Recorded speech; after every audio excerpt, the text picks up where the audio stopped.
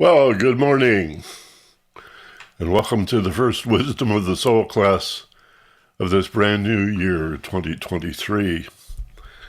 I am really happy you've joined us live, and for those of you who are listening via podcast or to the YouTube channel, the video on the YouTube channel, thank you for joining us as well. I want to mention, well, first of all, Happy New Year. We were chatting here a few minutes before we started the recorder that Christmas seems like 2 months ago. It was just 2 weeks ago. But it is a new year, so here we go. January 8th today. I want to mention at the top, before we do our opening meditation, that everything you need to know about this free Zoom class every Sunday morning, 11 o'clock Pacific time, and my private work, first one's free intro session for my private one-on-one work. We do that by Skype or phone or Zoom. Zoom seems to be the most popular. You can access that and schedule that. And all my other information, I've got a half a dozen websites, but they all come together at michaelbenner.com. And you can use Google, of course, or just go to michaelbenner.com. On the splash page, there's a red circle where you can access my online calendar and actually schedule yourself from what's available on the calendar to do a private session. The intro is free, and you're under no obligation to go any further. And then how to get to the podcast page, and from there, if you wish, the YouTube page, the show notes, the archive of the newsletter, a choice of several different podcast players, all of it's there. I think the podcast is handy when you're on the road, and YouTube is sort of a hassle on the telephone, and there's nothing really but a talking head anyway. So the podcasts are fun. However, the podcast does not have the meditation. I edit out the meditation and the Q&A. So to get it all, either come here live or go to the YouTube. And the page to access, it's also at michaelbenner.com. Just says Zoom class. You can also go to wisdomofthesoul.school. No .com, no .org, just wisdomofthesoul.school. And you see a little video in the bio and a little form where you can leave your email address, and then you get the newsletter. All right, having said that, today we're going to talk about Siddhis. S-I-D-D-H-I, Siddha, or Siddhas, plural, are, well, I guess psychic phenomena, or so-called paranormal, parapsychology. It's a Sanskrit word because meditators in the East noticed thousands of years ago that as they began a meditation practice, that they would get what they thought were magical powers. Precognition, for example. They knew what was going to happen, or they had an insight, or I'd call it a hit. It's sort of a contemporary way of referring to a little realization, precognitive sense that something was going to happen, and then it did. Or, a sense of clairvoyance or telepathy or any of these so-called psychic phenomena or ESP. So in the East, they're called Siddhis, and understood that they are a natural phenomena as a result of beginning a meditation practice. So some of you may be experiencing an enhanced intuition as a result of just coming to the class and doing the meditation. And so I thought we'd talk about that today, particularly the mental healing in the context of manifestation and refinement, the so-called Secret, which was a big splash, a book and a movie about, 30 years ago maybe now. And the Esther Hicks material and all of that, as if it was some brand new secret, when the idea of thoughts being things and thoughts manifesting as reality is as old as time itself. It used to be called magic, sometimes spelled with a C and a K. M-A-G-I-C-K, real magic, occult magic. And the fundamentalists in most religions think of it as somehow satanic or evil. But it's a natural function of the mind when you begin a meditation practice and develop the wiring, so to speak. And so I think the practical benefits are worth noting, the problem solving that we get from being more intuitive, the insight, the understanding, and again, the healing that we can do. I want to emphasize the healing today. That's a real thing, spiritual healing. Most of us are not very good at it. And so the impact can vary, and I'll explain all of that.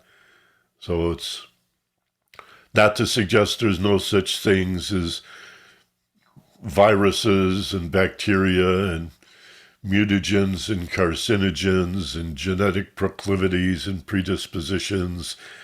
It doesn't eliminate all of that and say everything's in your mind. You just gotta, it's all psychosomatic. I'm not saying that at all. But we can manage pain. They say pain is mandatory, the suffering is optional. And we can accelerate healing, and we'll talk about that today. So with that, and I see a few more people are still coming in, let's settle in. Make sure your microphones are muted. Should be a little diagonal line through the microphone icon in the lower left of your screen.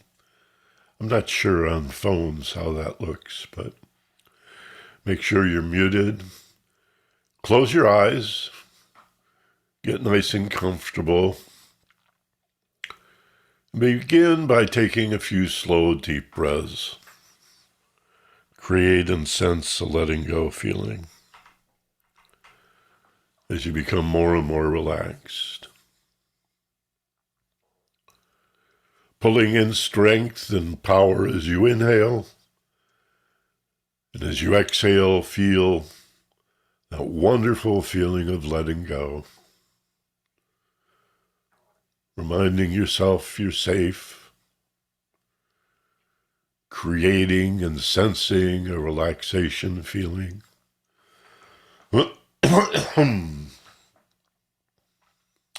Just like when you go to sleep, only we're going to float right in between. Nice deep meditation is going to a point just before sleep where we are actually more awake. Isn't that odd? When we're wide awake and highly stimulated and moving about in the world, we're actually less awake. And of course, when we're in deep sleep, we're said to be unconscious. Though if your alarm clock goes off, you'll hear it. If a fire engine goes by, you'll hear it. So you're not really unconscious, but we use the word that way. So between the unconsciousness of deep sleep and the limited awareness of wide awake is the expanded awareness of the alpha brainwave level in between. So we relax and turn within to awaken. This is true awakening. This is not the woke culture that we hear about in the news. This is the opening of the third eye, so to speak. When the eye becomes single, the body is filled with light. Perhaps you've heard that biblical verse.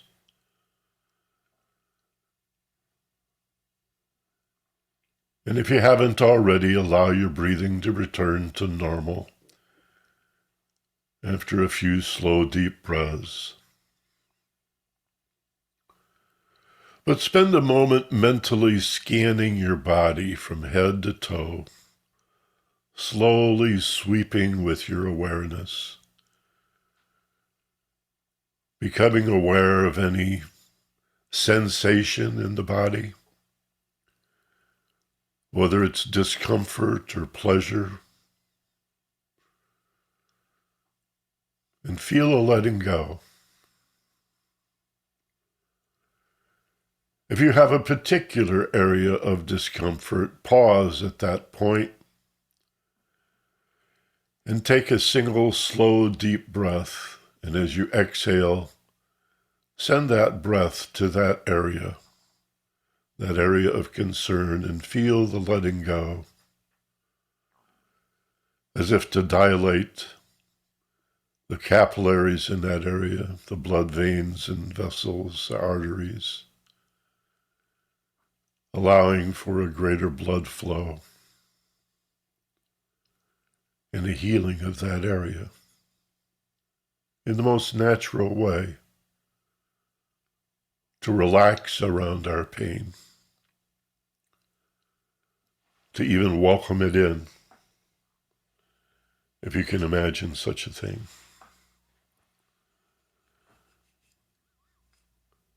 To let go of the resistance. When we resist feeling pain and discomfort, we make it worse, don't you see? Breathe into it and feel the letting go. And the pain will be diminished. And in some cases, completely released.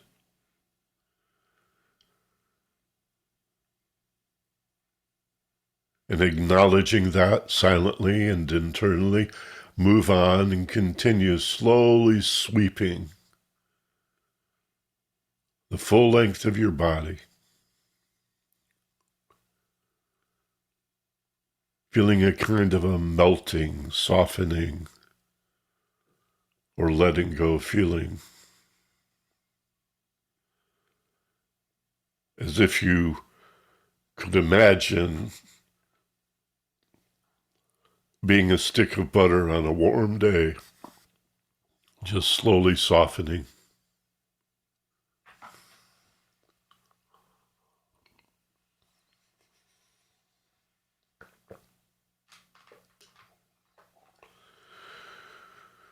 Lift your awareness to the bottom of your nose and find a particular point that feels comfortable or natural for you. It might be the very tip of your nose. It could be along that septum, that ridgeline of cartilage between the nostrils. Or it could be just inside the rim of the nostril. Find your spot, trust your feelings, and settle in at that point. And let's spend a few minutes, 3 minutes, simply watching your body breathe itself from that fixed point of awareness.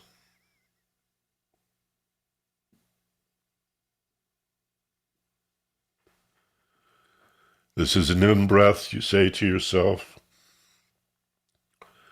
This is an out-breath.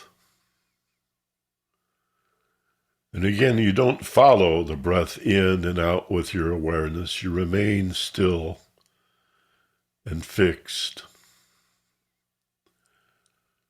But you observe the inflow, the inhalation, and the exhalation from that still point. And most importantly, you bring to mind the realization that you are not the breather, for this is not deliberate breathing. You are the witness, the watcher, the observer of your body breathing itself all by itself.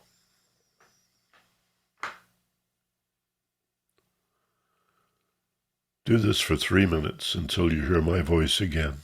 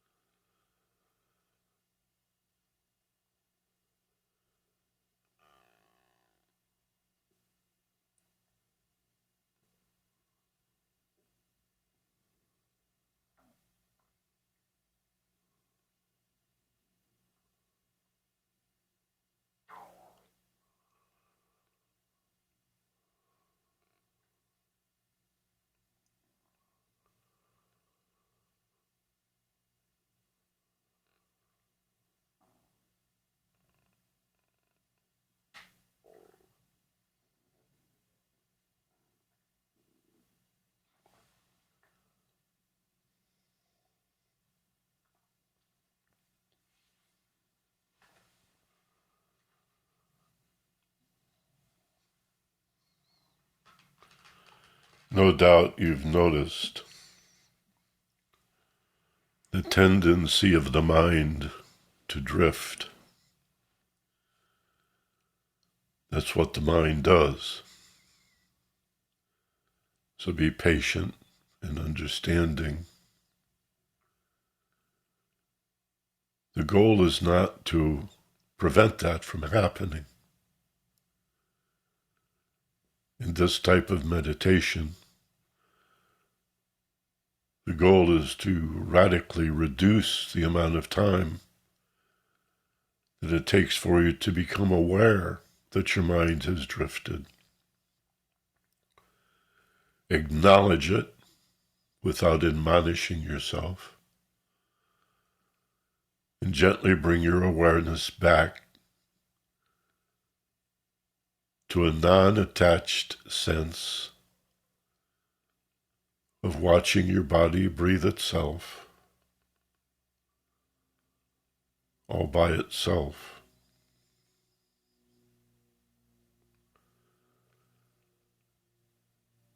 whether the distractions are external,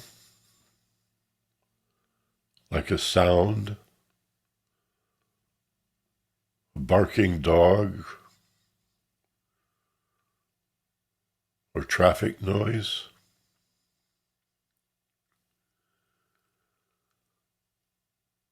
or whether internal,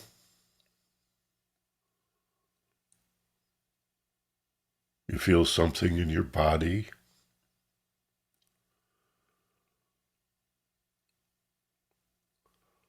or simply the subtle tendency of the mind to prefer thinking to simply being.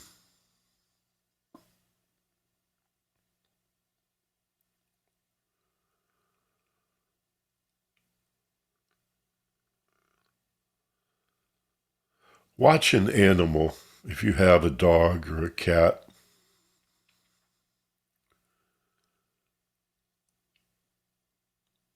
Notice what they do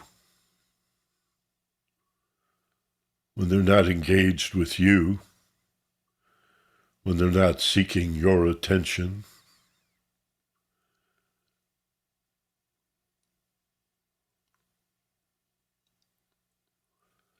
They often sleep, but often as not, they'll just sit there,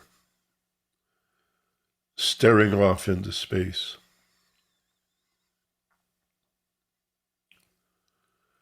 Have you ever wondered whether they're bored? Whether they're thinking about their problems?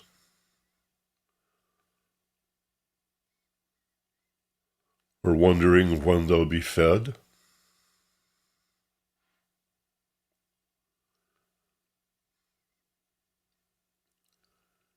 It's likely they're not thinking at all. They're simply being. They're watching the world.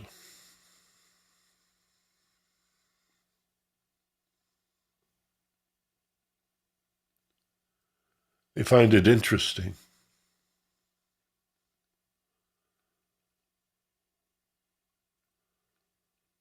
They're looking at colors and shapes, near and far. A never-ending curiosity.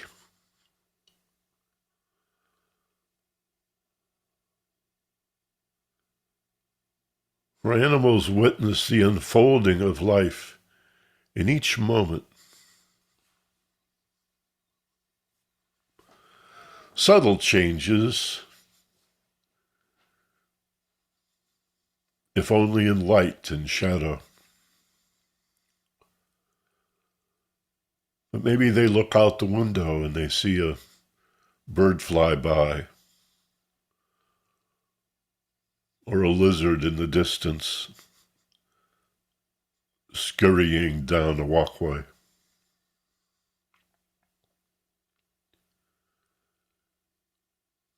Or birds at the bird feeder.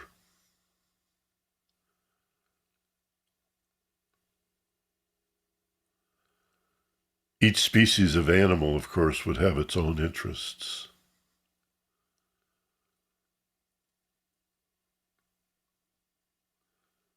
Meditation is a practice of being rather than doing.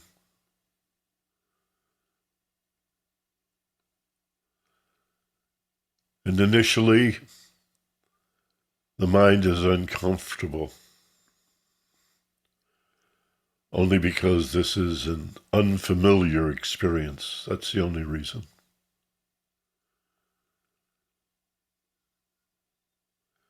There's a part of the brain that is in charge of survival. So it wants to be on alert. An ability we've inherited after millions of years of evolution. Actually, billions of years, as even dinosaurs had this part of the brain called an amygdala. It wants you to be always on alert, always looking for danger. Under every rock, around every corner, hiding in every bush.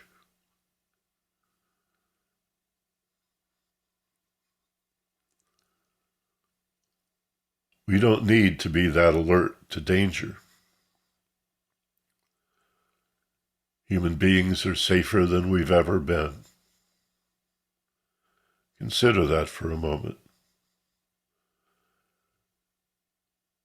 Human beings are safer right now, right where you are, than you've ever been. No one before you has felt quite as safe. For good reason.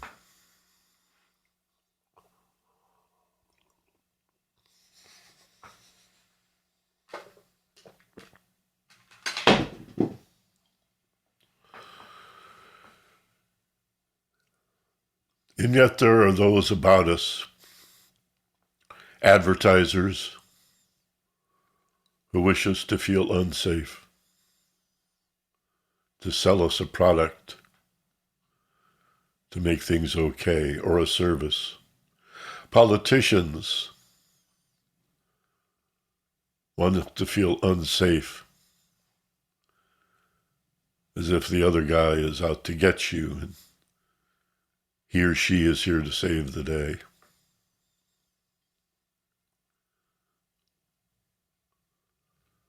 Maybe your parents used fear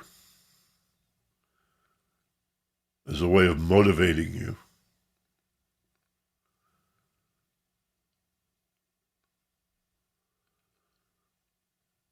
The bulk of religion uses fear to threaten you into loving life.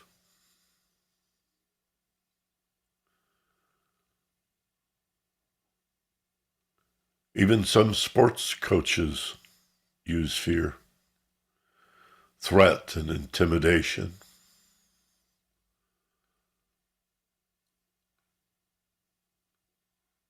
As a motivator.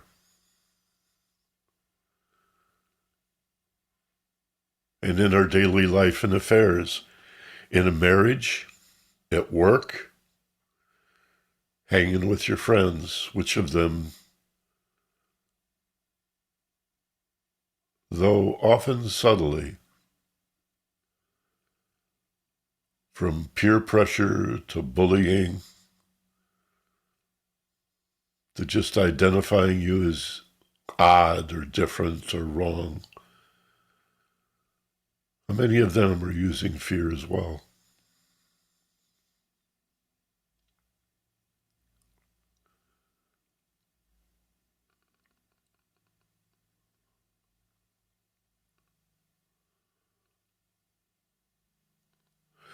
Become fearless. The more you know the truth of who you are by studying the mind, searching for wisdom, and embodying virtue, the less it matters what others think. They lose their power. They lose their power when you stop empowering them by dancing to their tune.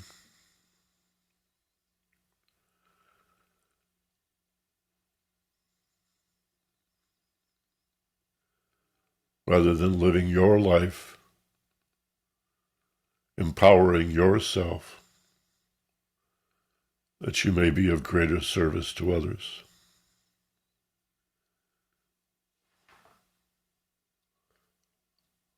For the mutual and greater good of all. First know thyself. Not through judgment. Doesn't matter what others think of you, but it also matters little what you think of yourself. You are what you care about. Go to your heart. You are what you care about. You are who you care about. You are that you care. Why do you care? Because that's who and what you are. It's who and what you are for. It's who you are and what you're for. Let's say it that way. Your caring, loving nature speaks to meaning and purpose. And it's realized by letting go of all those other concerns, of our attempts to micromanage everything in our lives. Just put it down.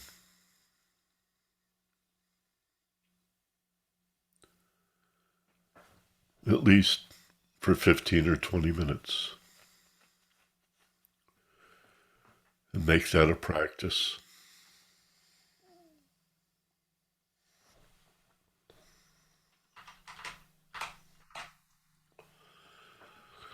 Okay, let's prepare to return to the waking state.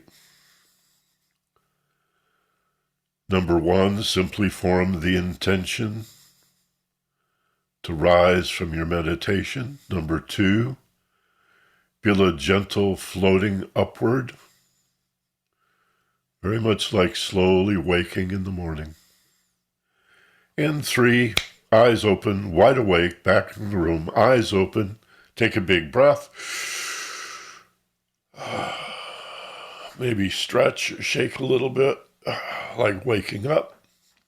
For indeed, that's what you're doing. Maybe another breath. Feeling better than before, feeling much better than before. Eyes open, wide awake. Feeling better than before. Good. Now, isn't that fun?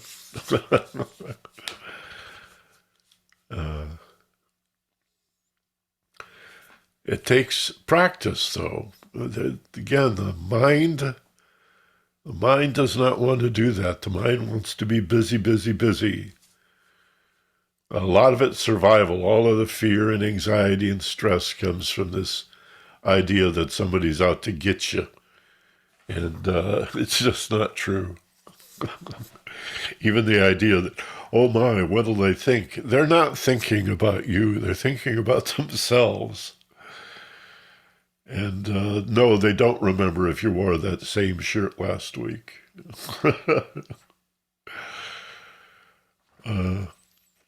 Let's talk about ESP, psychic phenomena, so-called paranormal, parapsychology, clairvoyance, which today is called remote viewing, telepathy, precognition, and healing, I want to emphasize. This is a huge field, and in 30 minutes, obviously, I'm not going to be able to say everything there is to be said about it. But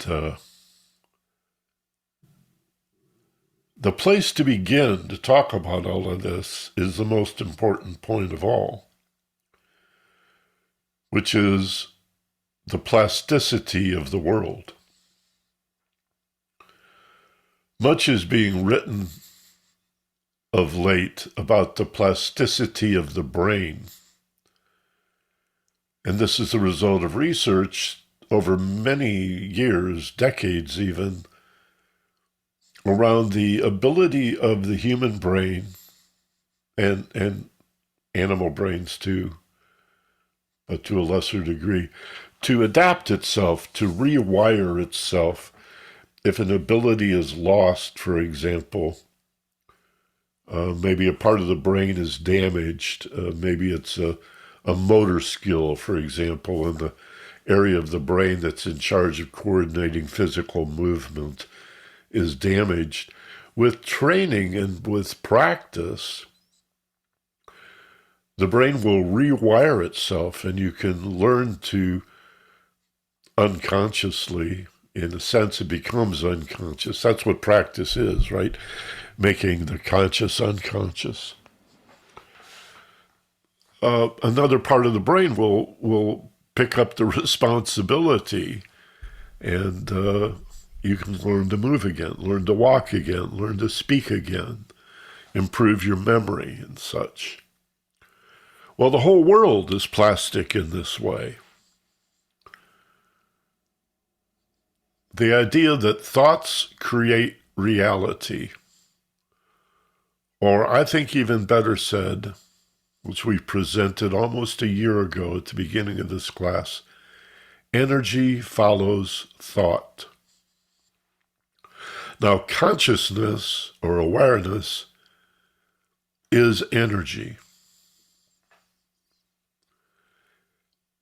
And to say that it follows thought, if we were to be more precise, it actually begins with intuition. Not intuition. With intention. I knew it was an I word. You begin to direct the literally creative power of the mind when you form an intention. And then comes the thought as an energy, and then the emotional expectation, faith, drive, motivation. That's the emotional force. You know, may the force be with you, the force, Luke, the force. That's the love aspect. That's the emotion. That's what drives the energy of thinking. So the thoughts like, if you know Ohm's law, the thoughts like the amperage, and the emotion, the faith, the belief is like the voltage. It's the force. The energy is the thought, the ideation, but the emotion, oh boy, I can do that. I can have that. Or that'll never happen. It works in the negative too. Oh, I can't have that. Okay, fine. You reap what you sow. But ideally, the intention forms the thought, which is driven forward by the feeling into a particular action. That's the order of that. And then the universe conforms to some degree, depending upon how focused your thought is, and how cohesive and organized your sense of self and your relationship to the universe. So in the mystery schools of old, there were always levels or scales, ladders of evolution that allow us to become better and better, like anything else, and more skilled at manifesting that which we wish to manifest. Now, people are often disappointed when they ask me about this so-called secret of manifestation, because I always hasten to add, and I feel strongly about this, that using these spiritual powers for material goods is a misuse.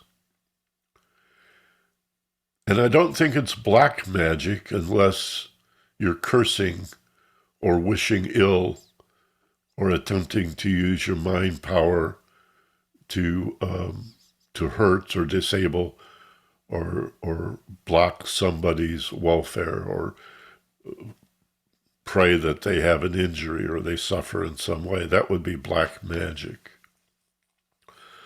But to wish for more than you need, to try to find power, a false sense of power, the real power is love, and an understanding that there's only one of us here.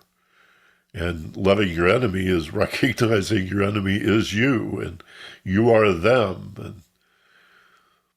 And Patrick was saying just before class today that when he does his meditation practice, he's more likely to experience somebody who otherwise would frighten him and put him off as from more of a point of compassion, where you see their fear. Imagine recognizing their fear instead of being limited to, wow, what a jerk, I'm glad I'm not him. You look at the enemy and say, well, they're terrified. Am I contributing to that? Is there anything I can do to make them less afraid? That's loving your enemy. But it includes recognizing that you and he or she are one. You see the divinity not only in yourself, but in everyone and everything. And who was it 20 years ago? Mr. T said, pity the fool. I think that's who that goes to. Pity the fool. But it's tragic, and most importantly, we need to see that in ourselves. So we can have an influence when we just send love and kindness silently. You don't have to, walk up to them and say anything, just emotionally. Some guy cuts you off in traffic, send him some love and some kindness. And some part of you says, well, that's stupid. It's not going to do anything. How is another person going to benefit from you wishing them well? As you come to understand the universe metaphysically, you'll understand that it does make a difference. Not only in their lives, but more importantly, don't you see, in your own. Even if they reject the suggestion psychically that they could be kinder and softer, it changes you when you project peace and kindness to other individuals and to the world in general, that the entire universe be at peace, at ease, safe and relaxed. Do it for yourself. See, love others, love others that you might receive that love. You see. So the universe is a mirror of your intentions, your thoughtful, heartfelt intentions, such that all happiness and all sadness is not in the events or the circumstances or happenings of the world, but in your mind, for it's your mind through sense and sensation that perceives that world. And in case you hadn't noticed, everybody sees it a little differently, right? We can go to the same movie together, sit side by side throughout the full movie, walk out of the theater and disagree on a dozen different points about the movie we just saw together. It's the nature of personal reality. I mean, you'd be redundant otherwise. Each of us is unique so that the one life can know its many qualities. Even snowflakes are not repeated. Grains of sand. There is no redundancy in the universe. Like a jigsaw puzzle, every piece is unique in shape, in the information it carries, and yet essential to the whole. If even one piece is missing, you throw the game away, right? Sometimes we feel so insignificant. Look up at the stars at night. You're not insignificant. You are essential for your perspective, for what you care about, for what matters. So you reap what you sow, the golden rule, treat others as you'd have them treat you, karma. It's all the same thing. It's what you're seeing in the world is you.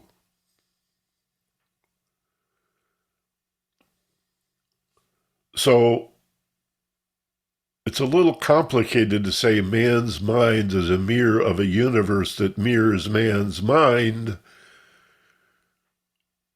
That's worthy of some reflection. No pun intended. Yeah, I did intend the pun. It merits some thought. So what we see in the world reflects us. And then the mind reflects that reflection in terms of the way we behave and respond, because we're convinced that we're victims of a life happening to us, unaware that we're creating that life in the first place. Don't you see? Now, how do you prove that?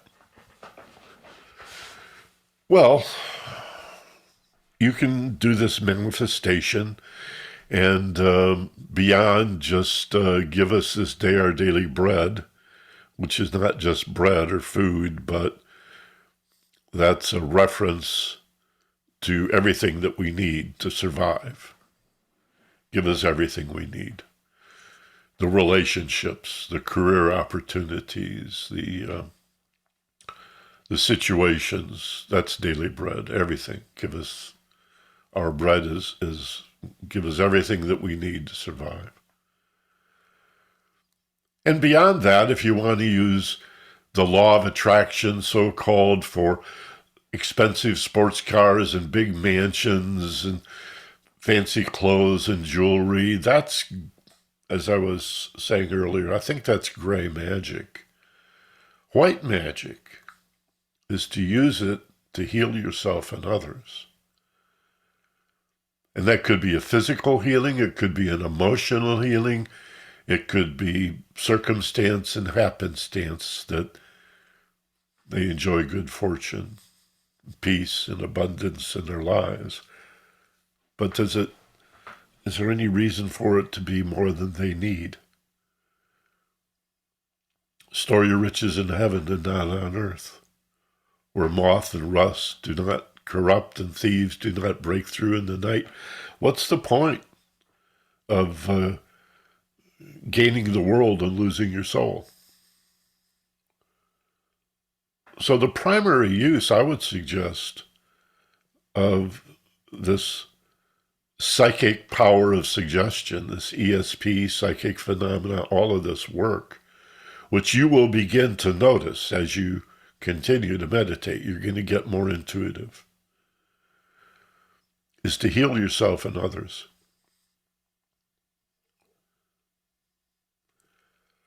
I'm going to do a class probably next week as I think about it, and then the week after that. The next two classes are going to be aligned in a curious way. I want to do a class on the Sermon on the Mount. I'll do that next week. It's a part of Christianity that many Christians overlook. I think because it's difficult to understand. And the truly fundamentalist Christians tend to go primarily to the Old Testament anyway. But the Sermon on the Mount is the metaphysical Christ. The Christ that had no interest in theology. Christ was not a Christian. He was a rabbi. He was a Jew. And he didn't care much for the rituals and the ceremonies of Judaism. He was not impressed by that. He was a mystic. He was teaching people, do as I do, follow me, imitate me. Is a great book from the Middle Ages called The Imitation of the Christ. Imitate me, live like me, give away all your stuff and follow me. Well, we're not going to give away all of our stuff and walk barefoot out into the desert. But think of it as an analogy or an allegory for balancing our desire for materialist pleasures and contentment with a desire to be a virtuous, wise, and loving individual and being of service to others. My God, we all know that's where the reward is. That just do a little thing for another person, and you get so stoked. It ought to be obvious to us that that's what's important. Christ was a metaphysician, for God's sakes. What is metaphysics? Metaphysics is a school of philosophy that is about the most fundamental aspect of being. Energy, substance, purpose, meaning, being, our relationship with each other, our relationship with the universe, our relationship with consciousness. That's the heart and soul of metaphysics. What is this light that illumines and animates us? This consciousness. The one thing you cannot get behind. Oh, this is an effect of this cause, but that cause is an effect of this cause. And that cause is an effect of this cause. Let's daisy chain our way back. Effect, cause, effect, cause, effect, cause, until you get to awareness. And you can't get behind it. What caused awareness? To understand love in the spiritual sense, capital L, love, as much more than some warm, fuzzy affinity, you have to realize that love is consciousness, it's awareness. And among the powers of that spiritual love is the ability to manifest. For your dreams to come true, to realize life is a dream.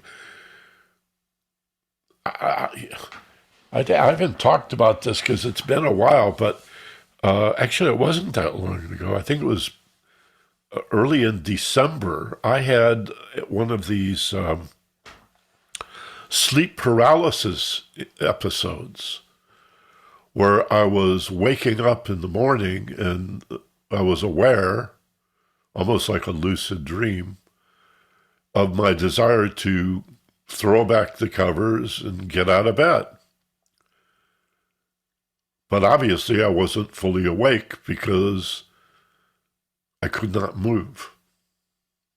I wonder how many of you, maybe when we go to Q&A, some of you guys can tell me if you've ever had an experience of sleep paralysis, because it can be quite terrifying. Sometimes it's a common sleep disorder. Sometimes it's accompanied by a fear or a dread that there are evil spirits in the room, or UFOs, or there's even one not uncommon form called the old hag syndrome, where there's like a witch sitting on your chest.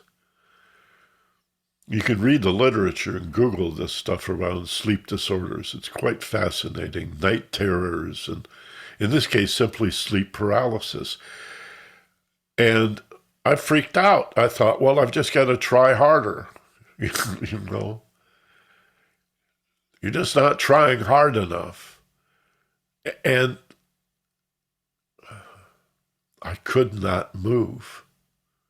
And I felt paralyzed from the neck down. I mean, I couldn't move my head. I couldn't move anything. And I was trying to yell for help, but I couldn't speak. And I'm sure if someone was in the room looking at me, I would just appear to be sound asleep. But in my mind, in a very lucid way, I'm fighting to get out of bed, just to move, to regain my ability to move. And finally, it went away, or I broke out of it. I'm not sure how I did it. I know how to do it now, and I'm going to tell you in a minute if it ever happens to you what to do. But my point is, I bruised my ribs. It took 6 weeks to heal. I don't know if it's, I should ask Melinda, the tissue in there. It's like, I don't think I bruised the ribs per se, but the connective tissue and the muscles around it. I strained that. just as if I had broken ribs. It was difficult. I couldn't roll over in bed after that, and I had to walk carefully for weeks. I hurt myself. I hurt myself trying to get out of this sleep paralysis. So I did a long Google search a few weeks ago, and turns out that if this ever happens to you, and tell yourself as I explain this to you, that this will be easy for you to remember. Just tell yourself this will be easy to remember.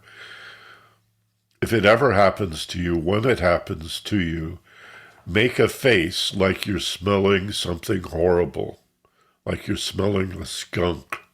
Just wince and squeeze your face as if, ooh, that's just horrible. And that'll trigger either an awakening or you'll fall back to sleep. And nobody seems to know why. Some people say if you wiggle your toes, but it's like the Chinese finger lock. The harder you pull, you know that finger lock where you put your fingers in that straw thing, and then the harder you pull, the more impossible it is to get out. It's like that inverse effect or that reverse effect. The harder you try, the more paralyzed you will be, as is the case with so many things in life.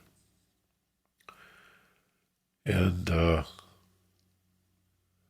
so you have to go the other way. You have to let go and not try. Trust, which is not easy if you feel paralyzed. But if you just wiggle your toes, or I found success, because it happened again a few weeks later, just making a horrible face. And I fell back asleep immediately as soon as I did that. Others say they wake up. If you can avoid sleeping on your back, it seems to only happen when people are sleeping on their back. You sleep on either side or on your tummy. It doesn't happen for some reason. Nobody really knows.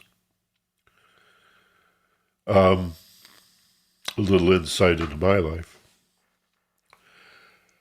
My point in talking about Sermon on the Mount next week is that Christ did not come to bring you a religion, but to teach you to be a mystic and to experience for yourself the direct knowledge and the union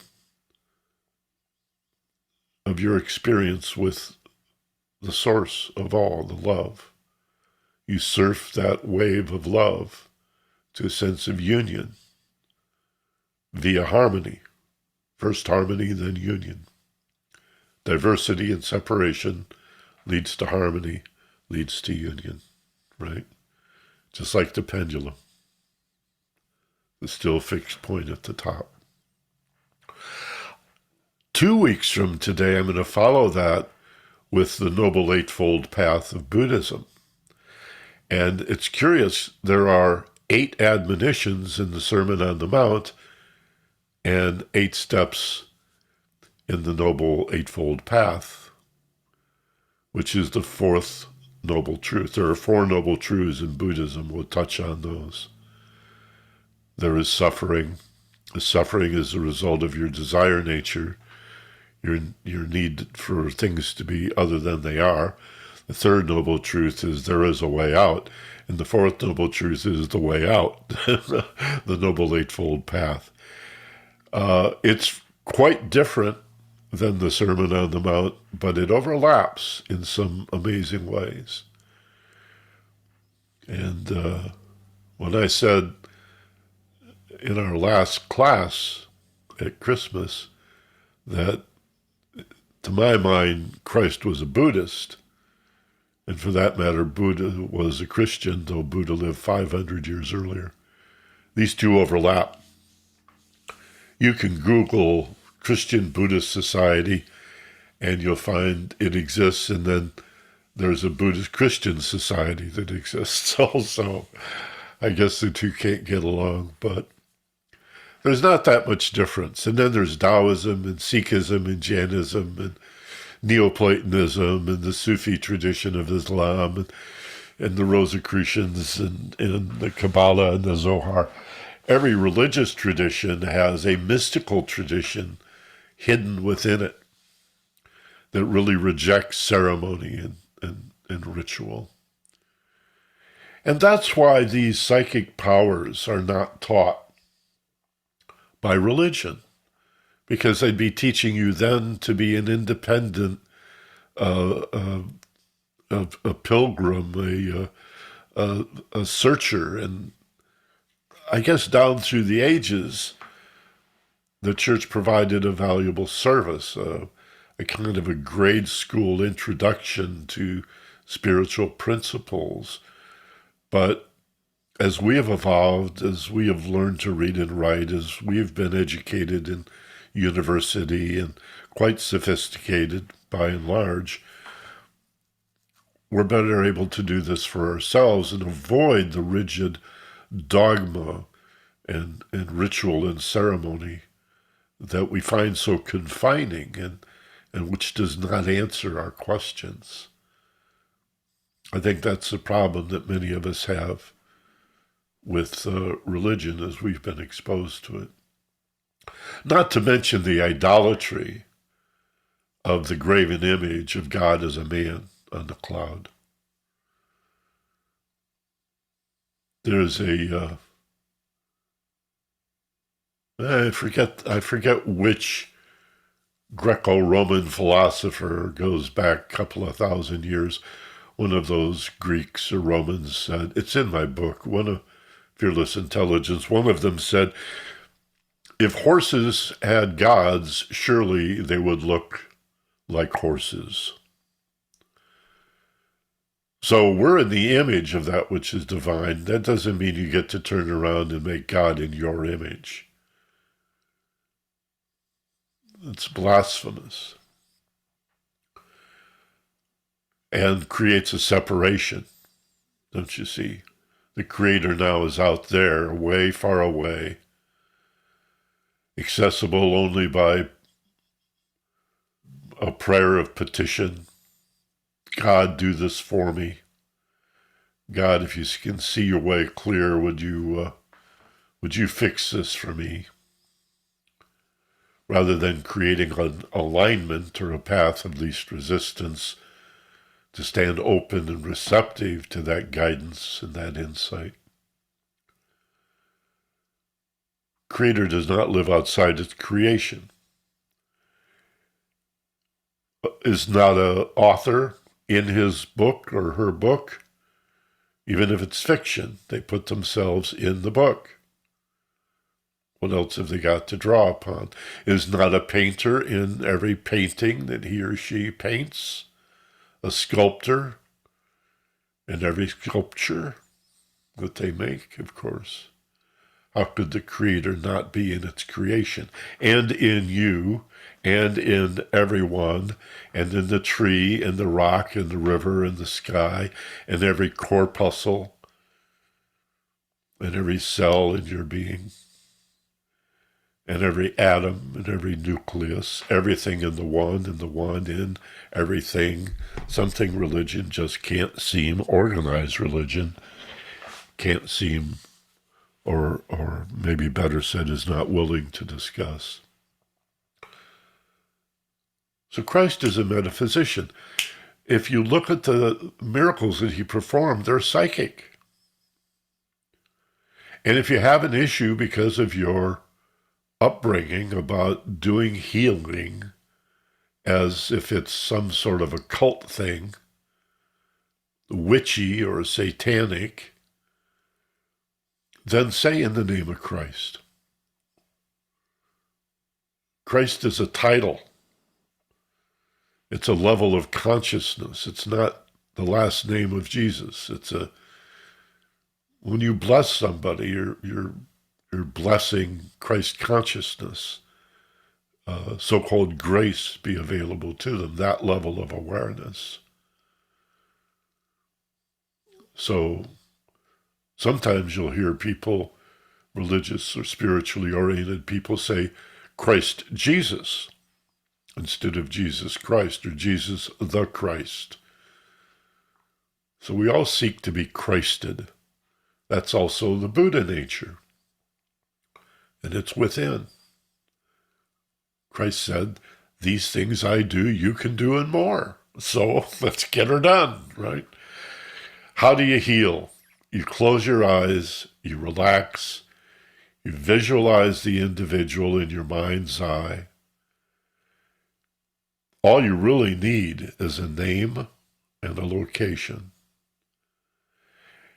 And you breathe and relax and hold yourself open and receptive. And even if you have no idea what their health concern is, it'll occur to you. And as you visualize any problem, any issue, reverse it in your mind and return healing energy simply by seeing the area fixed, healed, with your frames of reference, however it occurs to you. Like if you see tissue swollen and red, then imagine, almost like a time-lapse movie, whatever occurs to you, returning to normal. Swelling goes down, the redness fades until you get perfect health. You can do this with pain in yourself and others. You can do this with accelerated healing in yourself and others. Look, you're not going to do any harm. Your intention is good. So there's nothing to lose here. You don't have to worry about anything. And I think you'll find that it makes a difference.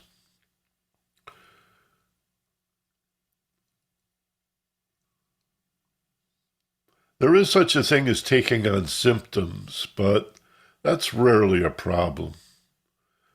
Some people get confused about this, and if they get too ego-centered, if the ego tries to take credit for the healing, like, look what I'm doing for you, and you trip on this, hey, I'm a healer, I'm a medical intuitive, everything is psychosomatic, it's all in your head, and I'm going to clear your chakras, and wow, that could be that could be a problem. And you could actually end up taking on the symptom, but it's just a symptom. It is, in that case, it would be psychosomatic. But again, as long as your intention is good and you don't let the ego take credit, you're just a channel, you're just a medium through which this energy comes, not from you so much as through you.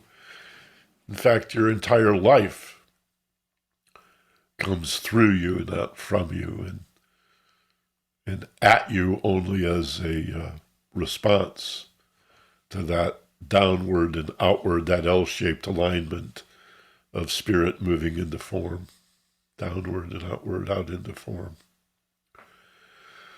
So there's a lot more to be said about remote viewing and clairvoyance and telepathy and problem solving and developing your intuition. But I wanted to focus on the healing and the pain control that goes with it. I think I mentioned before in this class that when I began to use pain control at the dentist was impressed, but not as much by the pain control as by the healing, the accelerated healing that he saw a week later when we came back for more work. He was gobsmacked. He said, I've never seen anybody heal that fast.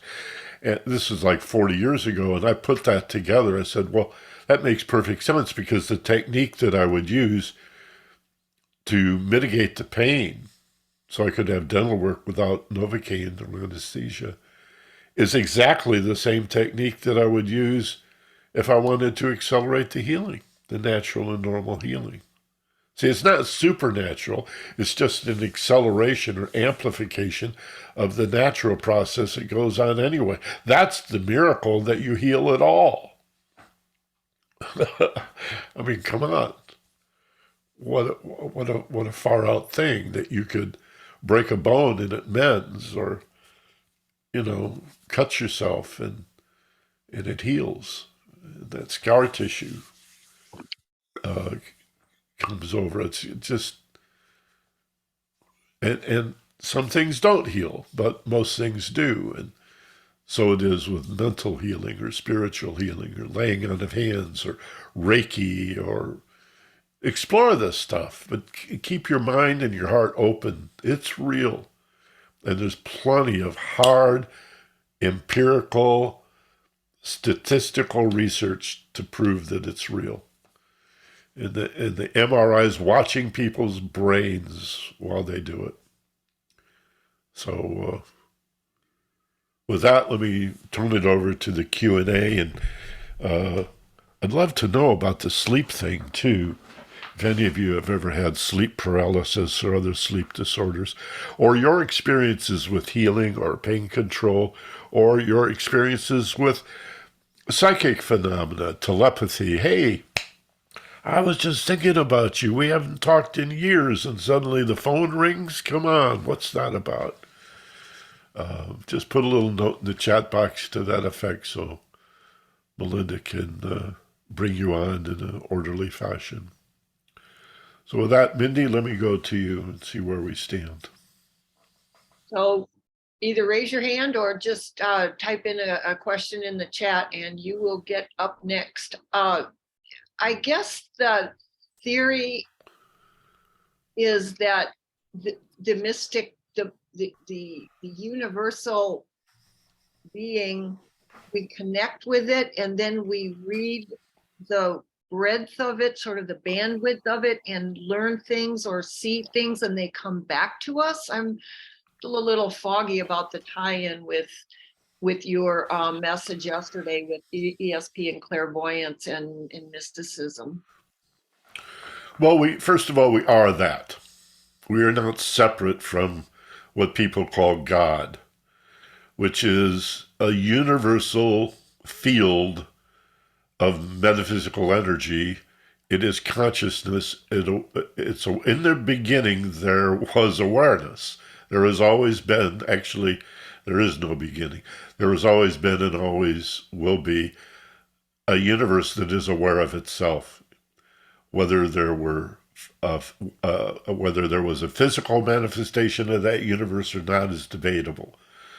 Whether there was a big bang in the beginning or whether this stuff's always been here, or whether it implodes and cycles and we get a new universe, or whether there are multiple universes, none of this really matters. Once you get your mind around and your heart around the idea that essentially what's going on here, reality, capital R, is this undifferentiated consciousness, this universal ocean of awareness.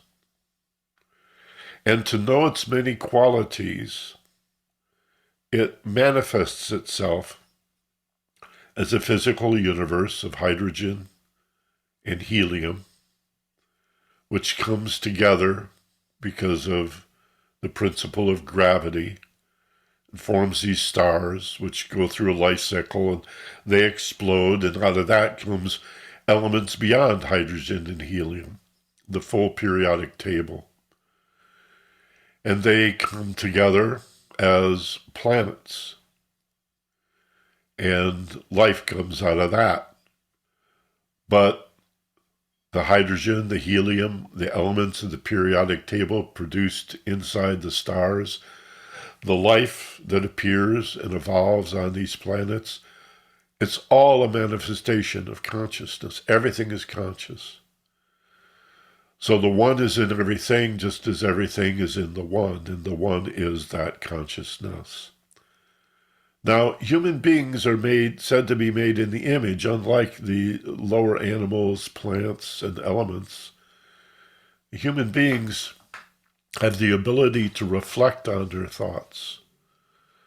Sometimes that can be as much of a curse as a gift. And so in this way, we can wonder about consciousness. We can wonder about our thoughts. We can think about thinking. We can think about emotions. We have feelings about our thoughts. And then there's the behavior as well.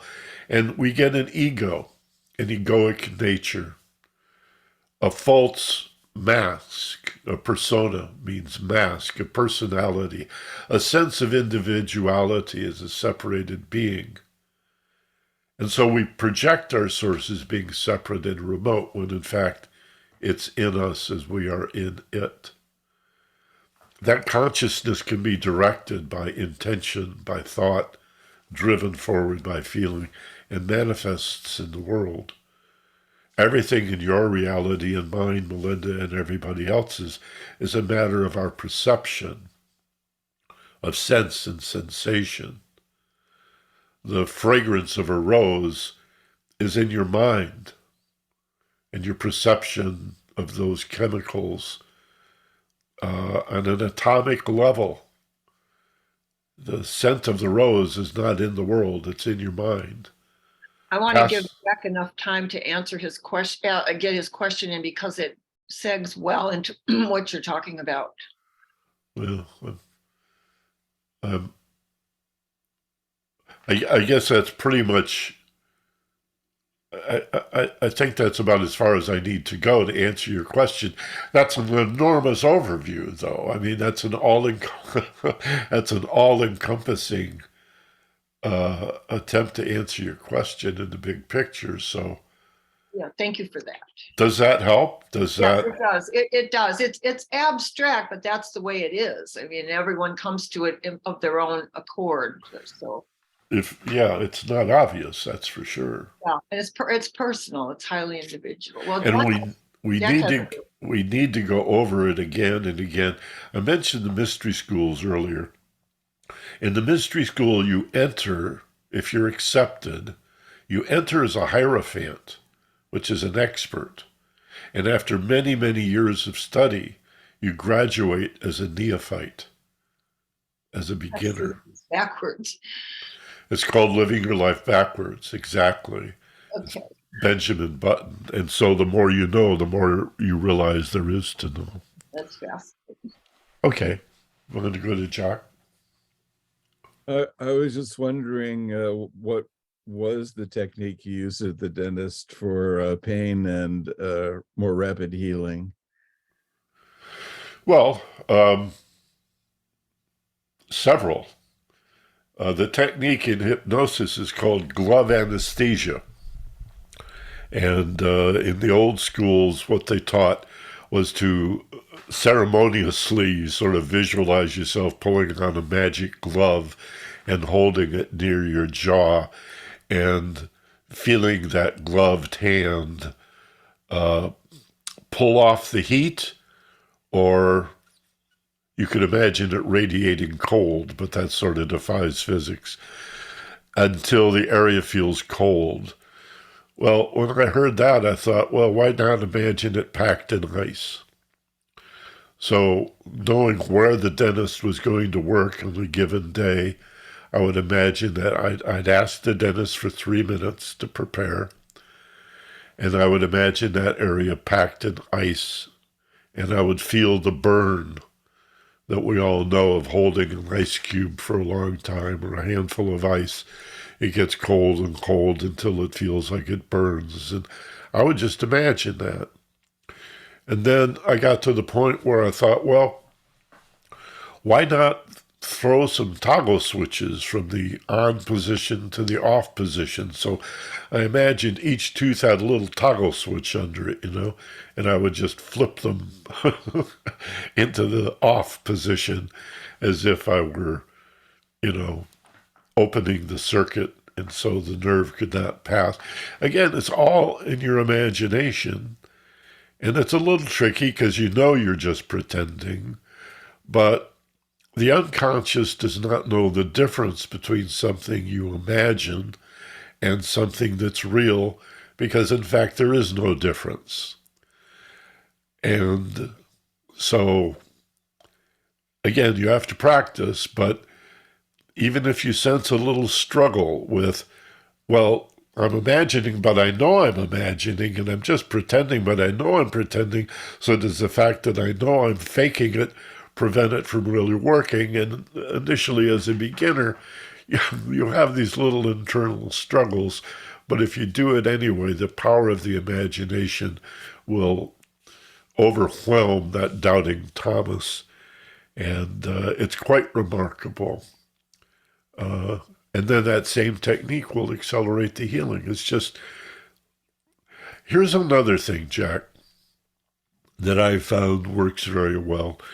If I consider any area of my body that hurts, and this is not just dental work, but if I get an ache or a pain or a cramp, a pulled muscle or a strain or whatever, I visualize myself speaking to the cells in that area, tissue cells, muscle cells, tendon, cartilage, bone, whatever, as if they're frightened little children. And I sympathize with them, much as I would a child after a bad dream or a nightmare. And all you have to do for the kid is hold them close and gently but firmly. I mean, firmly but gently. And say, hey, it was just a dream. It's okay. You're with me now. I got you. Everything's going to be fine. And as risky as it may be for me to admit it, that's what I do, and it works. I talk to the area of concern in my body as if all those little nerve endings and cells, corpuscles, all that they're composed of that I don't know and could barely imagine, as if they're frightened children, as if they're scared. They're triggering this pain response. And so if I calm them down and say, you're safe, like the dentist, I'm paying the dentist to do that.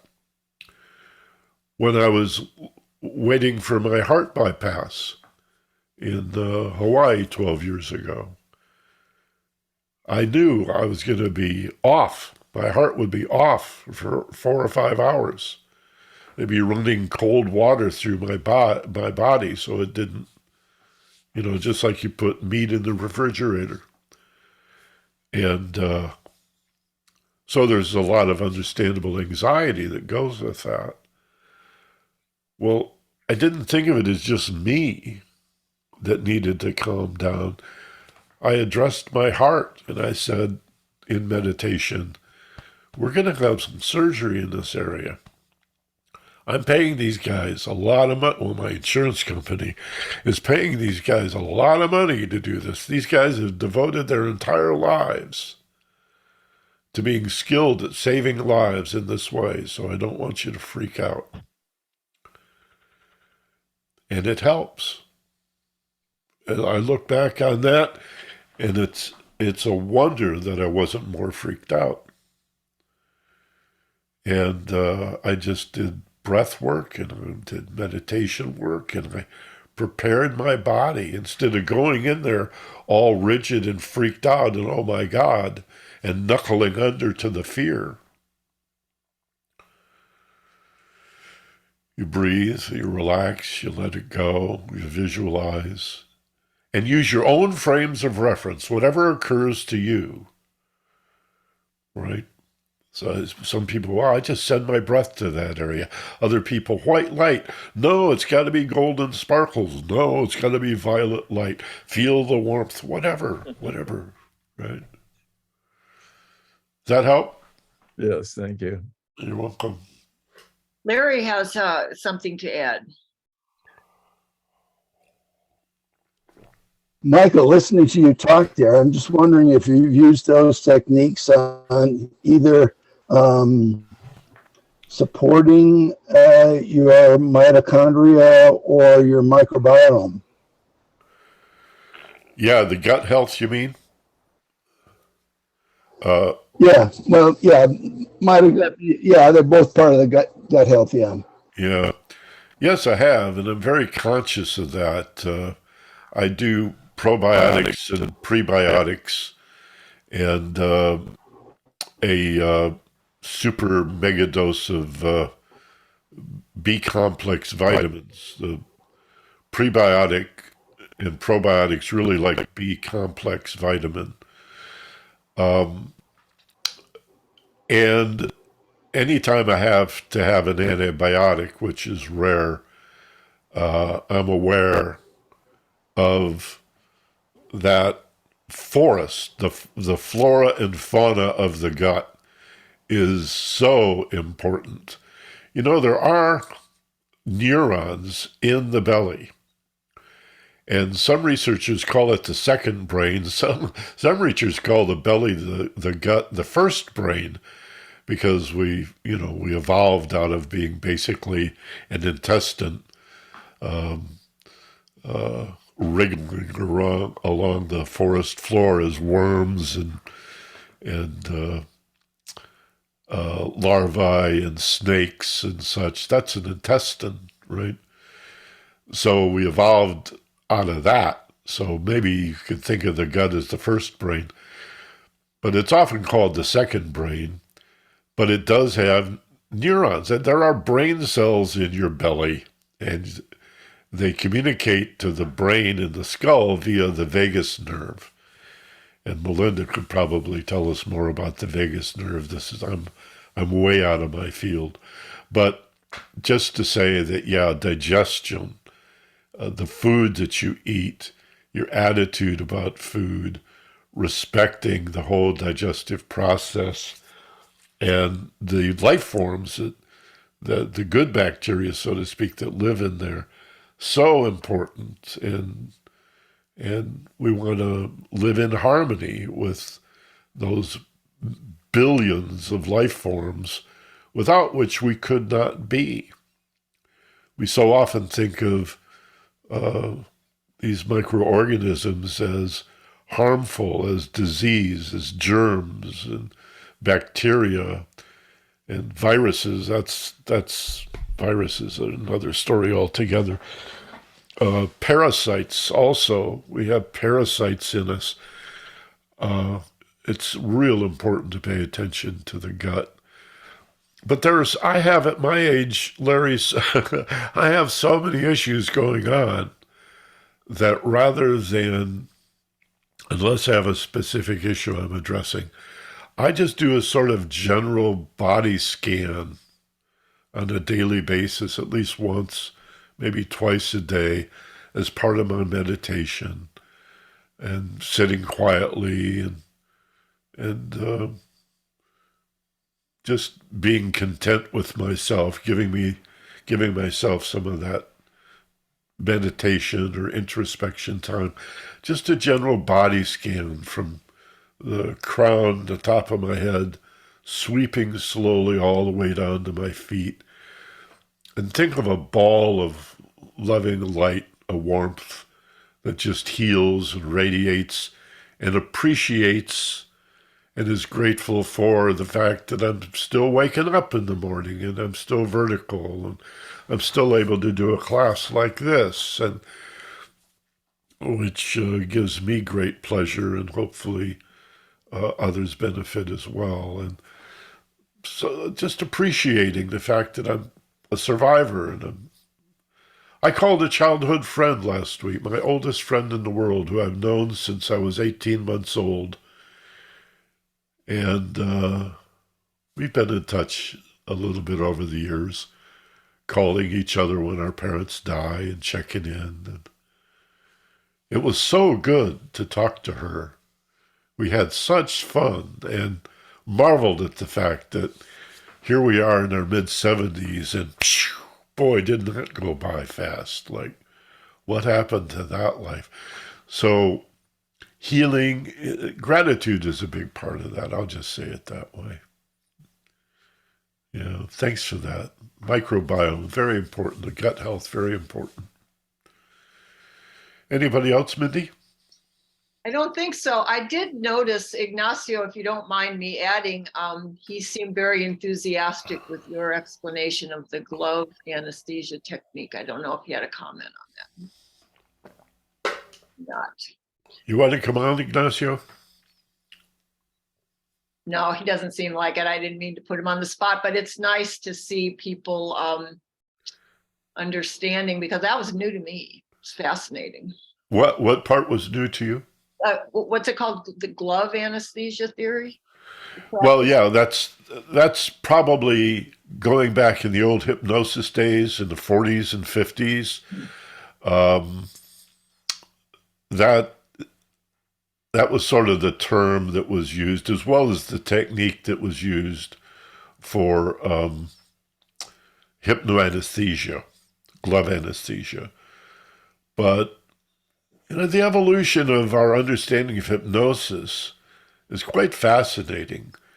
It goes back to Mesmer and his idea of animal magnetism and inducing these meditative and prayer-like ESP trance states by the operator running his hands through the aura of the subject.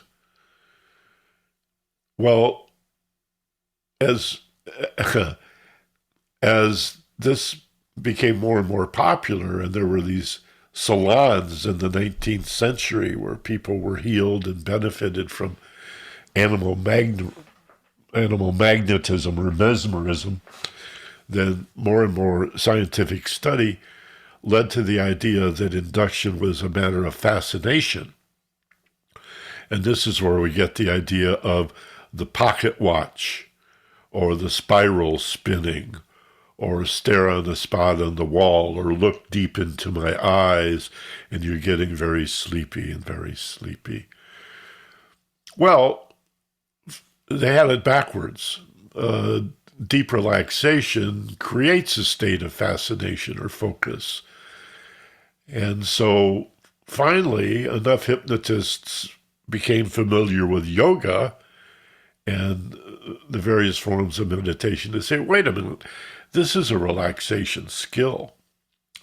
And yet even today, here we are in 2023, the majority of meditators in the world, I would say, not only know little or nothing about hypnosis, but they're terrified of it. And most hypnotists do not meditate. And it's really two forms of the same thing. So that's another class too, to go more deeply into that. Hypnosis is not, the word means sleep, and you're not asleep, you're more awake than ever. But it's all the same brainwaves. If you go back to that class we did 6 months ago on brainwave states, beta, alpha, theta, delta, those brainwaves change as you relax or become more anxious. And so the reverse is true. If you lower the brainwaves, you're going to become more relaxed. And we can do that with meditation, with breath work, with listening to binaural beats, with chanting, with gongs. I got an app on my phone that I listen to with soothing music and binaural beats. And boy, I'm just, not that I need it to go to sleep, but I find it produces a more restful and healthful sleep to have that going on. And then it turns itself off. It's really cool. So more on that. We'll talk about brain entrainment, and there's so much in this field. But next week we'll do Sermon on the Mount, the metaphysics of Jesus the Christ, which had nothing to do with religion. Christ never wanted this to be a religion. Sorry. And then the following week, the Noble Eightfold Path of Buddhism. Because we're not religious here. We're spiritual, we're metaphysicians, we're mystics, and what we're all about is consciousness. And that's my story, and I'm sticking to it. So thank each one of you, Melinda, you in particular, for helping us again today. I very, very much value you co-hosting.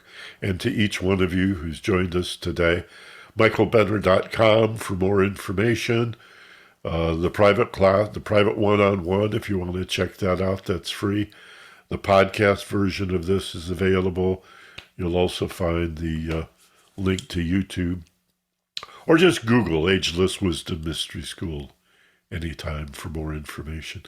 Thank you. Namaste, Salam, Aloha. Have a wonderful week, and we'll see you 1 week from today on January 15th. Unmute and say goodbye. Say so long. Thank you, Michael. Thank you for coming. Thanks, everyone. Bye. Happy New Year to everyone.